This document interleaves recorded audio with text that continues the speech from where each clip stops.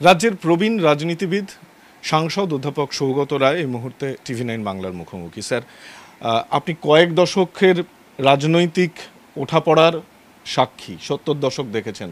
মমতা বন্দ্যোপাধ্যায়ের জমি আন্দোলন, এই দীর্ঘ পথ চলা দেখেছেন। মমতা বন্দ্যোপাধ্যায়ের 2011 থেকে 2024 এই 13 বছরের শাসনকালে আমরা দেখলাম যে একটা ব্যাপক জনবিক্ষোভ, উই ওয়ান্ট জাস্টিস, এই স্লোগানকে সামনে রেখে, রাত দখলের আন্দোলনকে সামনে রেখে সাধারণ মানুষ রাস্তায় উপচে পড়া ভিড়, গোটা রাজ্য, গোটা শহর।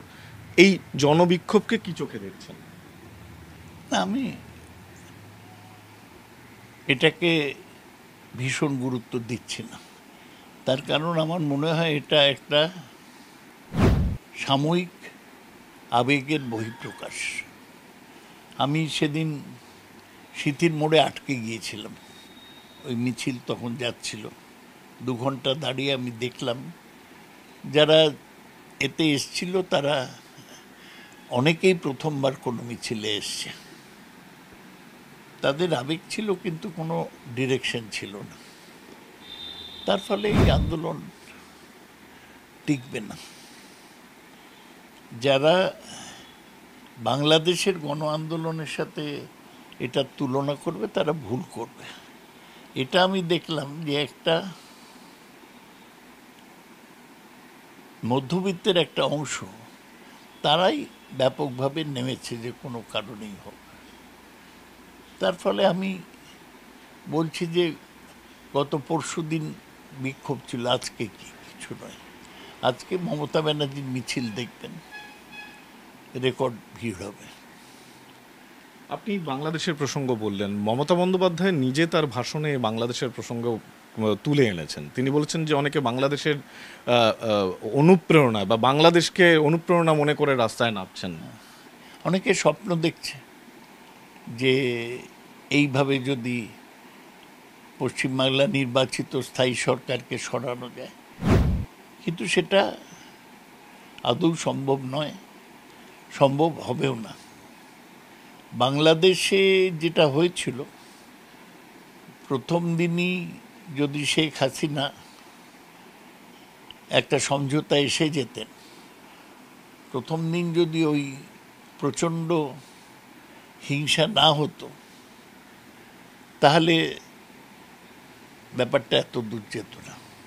আপনি লক্ষ্য করবেন মমতা ব্যানার্জির সরকার কিন্তু কোথাও পুলিশকে নামিয়ে দমন পীড়ন করেনি। মিছিল হয়েছে, রাস্তা আটকে গিয়েছে, যেরকম হচ্ছে হতে দিয়েছে। তার ফলে এটা কখনোই সেই পর্যায়ে যাবে না। স্যার, একটা কথা জিজ্ঞাসা করি আপনাকে, যে যখন একটা নক্কারজনক ঘটনা ঘটলো, তাকে ঘিরে বিভিন্ন আলোড়ন উঠছে, প্রাথমিকভাবে আমরা দেখলাম যে প্রিন্সিপালকে সরিয়ে দেওয়া হলো। সেই পর্যন্ত কিন্তু তৃণমূল কংগ্রেস দল বা তৃণমূলের প্রশাসন তাকে ঘিরে কিন্তু ক্ষোভ তখনও তৈরি হয়নি। তারপরে কিছুক্ষণের মধ্যেই তাকে পুনর্বহাল করা হলো আরেকটি গুরুত্বপূর্ণ হাসপাতালে। আপনার কি মনে হয় যে পুনর্বহালের সিদ্ধান্তের পরই এই শাসক দল এবং সরকারের বিরুদ্ধে মানুষের ক্ষোভটা, মানে এই পুনর্বহালের সিদ্ধান্তটা কি? আমার মনে হয় যে পুনর্বহালটা এটা খুব গুরুত্বপূর্ণ বিষয় নয়, এই কারণে যে সরকারি চাকরি যারা করে তাদের তো ট্রান্সফার হতেই পারে, রিইনস্টেটমেন্টও হতে পারে। এটা রাস্তায় দাঁড়িয়ে ঠিক করার ব্যাপার নয়। আমি আগেও বলেছি, আবার বলছি যে ছাত্ররা চাইছে না বলে কেউ প্রিন্সিপাল রাখা হলো না, সেটা ঠিক হয় না। তবে মানুষের একটা ক্ষোভ উঠেছিল, মমতা ব্যানার্জি সরিয়ে দিয়েছেন প্রিন্সিপালকে। না, পুনর্বহাল তো ওই জায়গায় হয়নি, অন্য জায়গায় দিয়েছে। ওর তো চাকরি যায় না।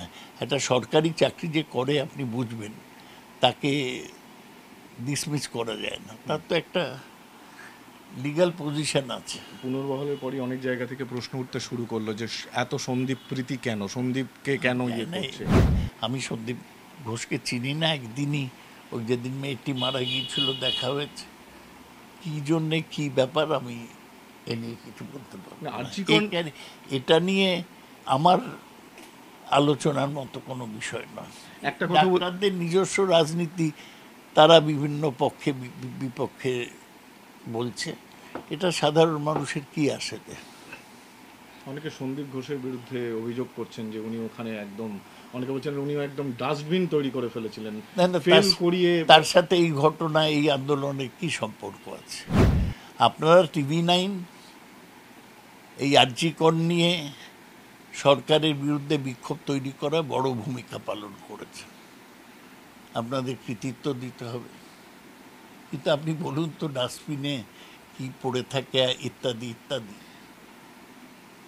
এগুলো কি সকলের বিচার করার বিষয়? একটা কলকাতায় 5টা মেডিকেল কলেজ আছে, একটা মেডিকেল কলেজের একটা প্রশাসনিক ব্যাপারে এত কি গুরুত্ব আছে?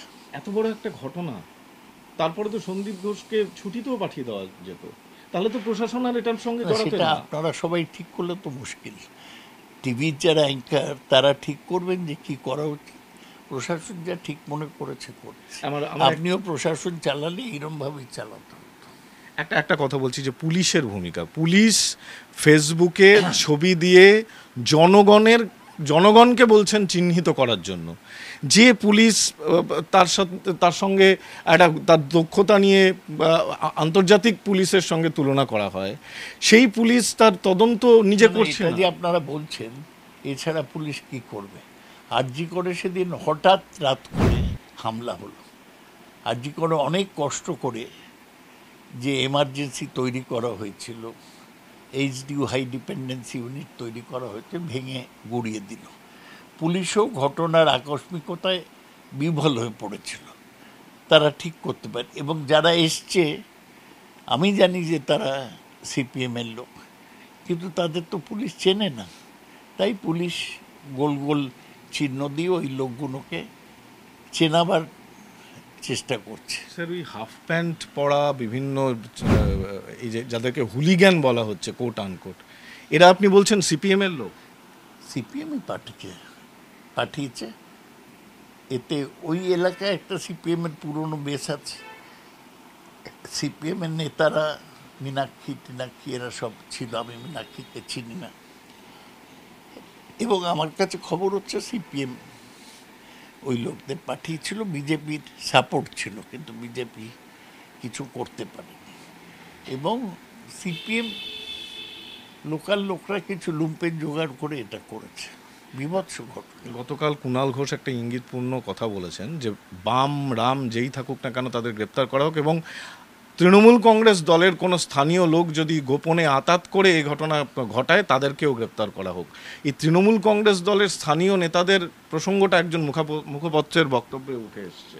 না, অত গুরুত্ব দেবার কিছু নেই।